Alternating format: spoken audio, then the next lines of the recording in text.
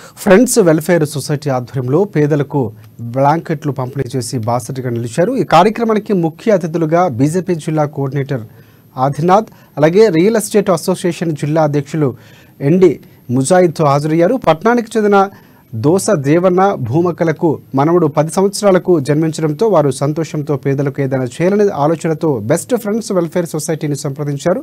Society అధ్యక్షుడి అజీజ్ సలహా మేరకు పేదలకు బ్లాంకెట్లను పంపిణీ చేశారు।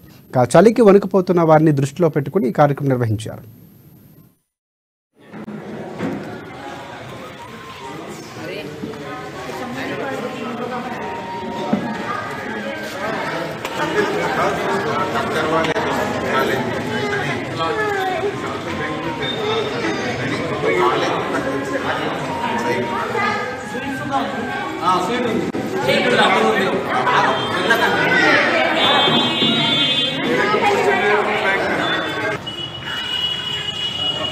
వినూత్నమైనటువంటి కార్యక్రమం ఒక తాత తన 9 సంవత్సరాల తర్వాత తనకు మనవడు పుట్టాడని చెప్పేసి నేను సమాజానికి ఏదైనా చేయాలనేటువంటి ఒక చక్కటి సంకల్పంతోనే ఈ కార్యక్రమాన్ని ఏర్పాటు చేశాడు।